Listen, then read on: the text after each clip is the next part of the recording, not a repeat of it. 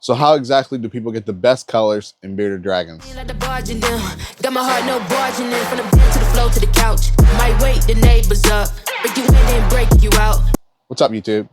So with bearded dragons, there comes a time when people think that a bearded dragon is not necessarily colorful and therefore not valuable. And that's not how bearded dragon colors works. Bearded dragons work better when you describe them in lineage versus what you actually see visually in that bearded dragon. So what I mean by that is a bearded dragon that necessarily isn't very red can still produce very red babies because the parents were red themselves. So I actually have a couple bearded dragons myself where they're not so colorful, but because of the parents they came from, all of the babies those bearded dragons have produced have been extremely colorful. So I'll bring some out, and we'll also go back to the photo box so I can show you the different colors and stuff like that and see what they produce. And we'll go from there. So take Sarah, for example. Sarah is not a very red bearded dragon. Sarah, in fact, is what you would call very normal for a red. This is honestly what reds used to look like a long time ago. They looked like a rustic orange color, and therefore people started calling them reds. And eventually the reds became more and more and more, and all of a sudden we have what we have now with the lines of red monsters, the K lines, and then obviously the Belgium lines. There's so many lines, it's ridiculous. But therefore, Sarah, even though she doesn't look necessarily that good, all of the offspring that she produces are extremely nice, regardless of the male that I've paired her to. Because I've paired her to two different males since I've had her, and every single time the babies are unreal. So I'll post some pictures up as I talk about it. But Sarah has produced some of the nicest reds that I've ever seen from a dragon of this quality. Even though the males, they may be nice, but they're nowhere near as nice as the babies that they produce. So that begs the question of how does a not so nice female and a not so nice male produce an extremely nice baby? And that's because lineage. Lineage goes back to the grandparents of that baby, goes back to the parents of Sarah, even the grandparents of Sarah, and therefore the babies come out with extreme coloration because of the lineage of this said bearded dragon.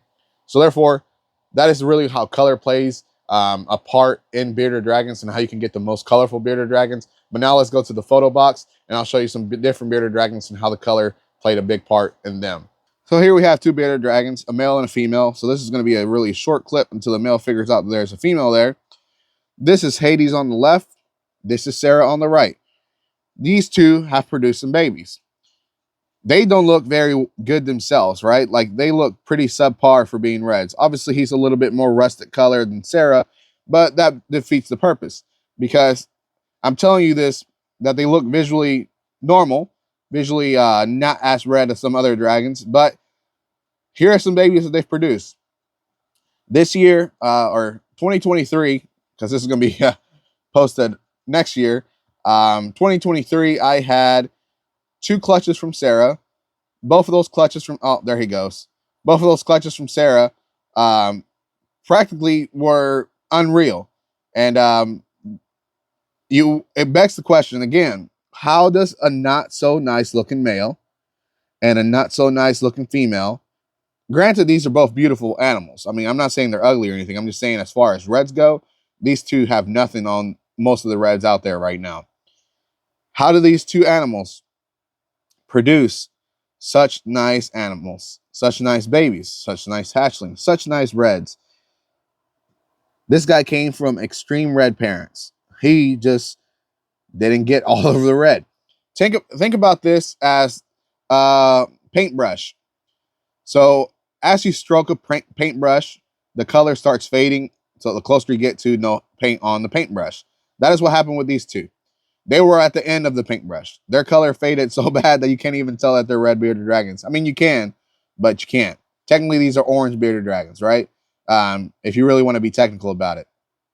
But they produce red bearded dragons. So it's pretty simple how that works. It's just a lot of people have, I guess, an issue with the way people perceive the dragons or how they describe the dragons. And honestly, I label the babies as red, but if I were to ever sell these two, I would label them as red-orange because they produce red babies, but they themselves are orange.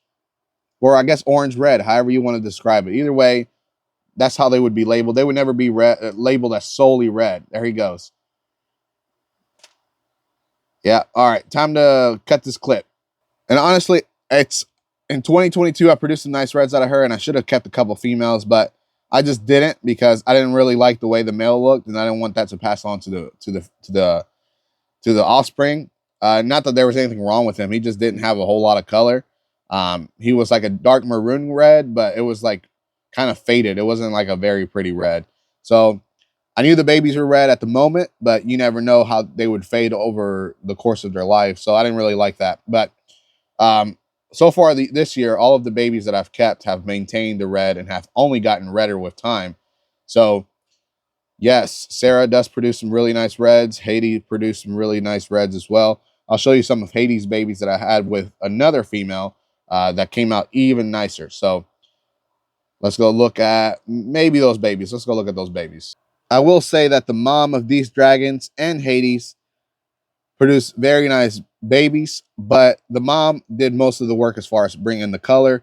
Every single baby, not one baby came out orange, and that's because the mom was an extreme red. She was like a collie line from KP's Critters, and super nice. So I kept 3 babies from that mom in Hades. I'll post a picture of the mom right now, but super nice babies. And obviously Hades did his work too, because if he wasn't nice himself, all the babies could have came from, orange all the way to red. But even though this girl looks orange, she is actually red in person. It's just I can't get the camera to show you that it's red in person, which is weird. I know. Super nice baby. Wow. Let's show you her brother as well. He's in shed, but might as well show you what he looks like. This guy is wearing a hoodie. Um, Literally, his torso and his head are all covered right now. But you can see it in his legs how red he is, and his tail. I mean, it's unreal how red this guy is. This is her clutch mate from the previous baby I just showed. This is the clutch mate. It's the same, practically the same genetics. This one's just visual trans versus the female I just showed was het trans. But that also goes to show how translucent plays such a big part in red coloration. Translucent in reds makes such nice reds.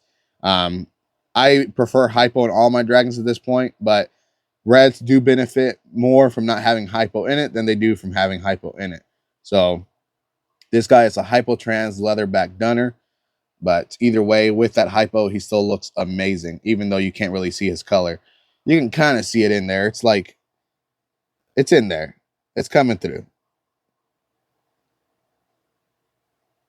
He also has some subtle blue spots and everything. It's pretty nice. I like this guy's colors as well. So let's go talk about a dragon that doesn't really have any pattern, but color still matters. I've shown this guy off in another video, but this is Phobos. He is a hypotrans leather dunner Wiblets.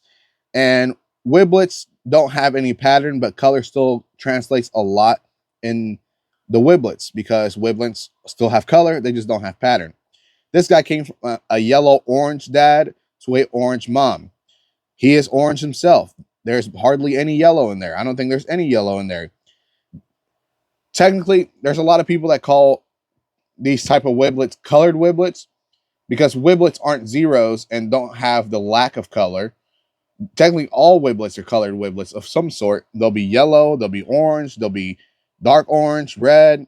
Some of them even have like a light yellow color, and then the sides of their heads will be extremely orange. So it really just depends. Every Wiblet is technically a colored Wiblets because they don't have the lack of color like the zeros do. So that's just explaining the Wiblets a little bit more. Hopefully you guys saw the zero Wiblets video. But yeah, super nice guy.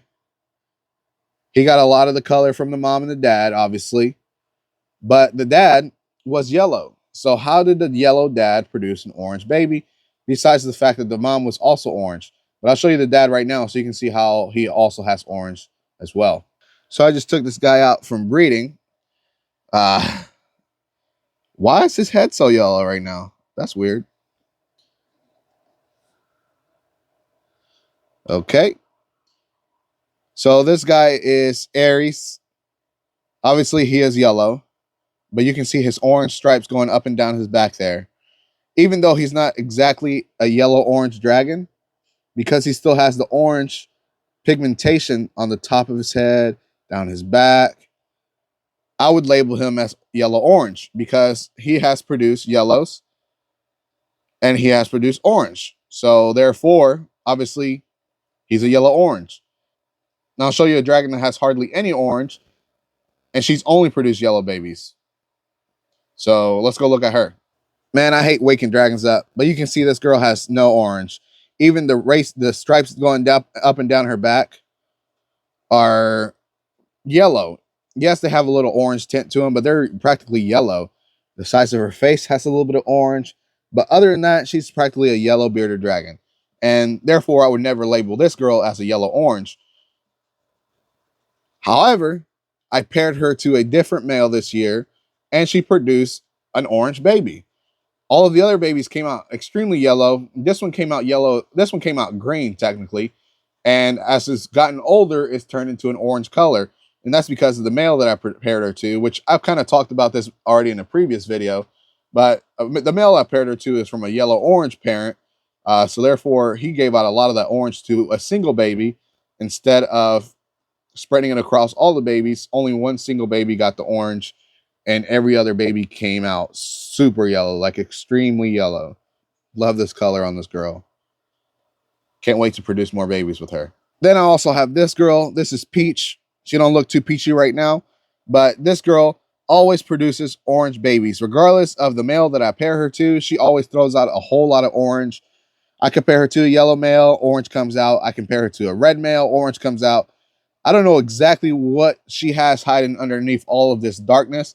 I have seen her lightened up a couple times, but not enough to say, yeah, she's orange. But you can see kind of the orange brown tones coming down the back there. But that's practically all I ever see out of her. And then this yellowish head. Who knows what she's hiding? Because she have been a baby that just was at the end of the paintbrush and didn't get any color. Maybe that's what it is.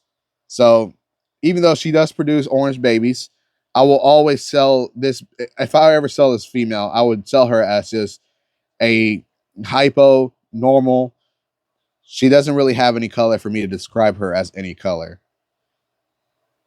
Obviously, in the description, if I ever sell her, I'll say she produced orange babies, so she's technically orange. But that's most of the time when I sell my females is usually as retired breeders. Hardly ever do I sell my females as breeders. So if I ever do sell her, she'll probably just be a retired breeder anyways. And I'll try to get her pet home and we'll see what happens. Now let's go look at a dragon. That color doesn't necessarily matter, but the offspring they produce, that's where it matters. So I apologize in advance. This girl just pooped and ran straight through it. You can see it all over her legs. Nasty. So this is actually a baby that was given to me kind of in a trade. This dragon is actually pretty aggressive to the person that owned her. The person that I got her from didn't disclose anything to me. But then I got her and she's been trying to eat my fingers ever since. She's doing a lot better now. It's been like a month and a half or so, and she doesn't try to eat my finger every single time, but she definitely tries to bite me. But doing a lot better now. This is a hypo zero, possible het trans, possible het wiblets. So this dragon here is actually a great grandchild of mine. I produced her dad out of 2 of my dragons, and sold her dad to someone nearby that breeds as well. And he bred him, got her. He was he was a hypo dunner het trans. Nope. Yes, hypo dunner het trans, het zero, 60 or 50% het wiblets. He never produced any wiblets, as far as I know. I think it's still up in the air because sometimes when you get Weeros, you don't really know. Like, for example, this girl here, she has a little bit of a shoulder pad, but I've bought a Weero in the past, and the person that sent them to me came or sent it to me, sent me the dragon, and it had shoulder pads as well. So I had to send it back because it's hard to honestly see a Weiro and a Zero unless you know exactly what you're looking for.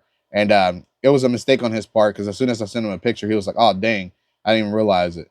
So he sent me a Weiro after that. But this is one of my great grandchildren right here, y'all. I have named her Sarasvati, or I'm gonna probably call her Vati because I already have a Sarah, even though it's spelled differently. So this is going to be Vati, Vati, or Sarasvati, which is SRA. I'll just spell it at the bottom there. But with zeros, they have no color, they have no pattern. The color you see here is because she's in shed. Normally they look like this, a light white or a light gray to almost white color. So why does it matter to have color in the parents when you're trying to produce zeros? Here's the problem. What I have noticed with zeros, and I've already talked about this, what I have noticed with zeros is that if the parents have a little bit of color, the zeros tend to be a little bit darker. And if the parents have no color, the zeros tend to be lighter. So if color doesn't really matter in a zero because they don't have color themselves, why would it matter how much color or how much no or how lack of color the parents have when you're trying to produce zeros? And that's why. But there you go. Sarasvati. So if you made it this far into the video, don't forget to like, share, and subscribe, and hit that notification bell so you don't miss anything that I put out in the future. As always, peace. Got my heart, no.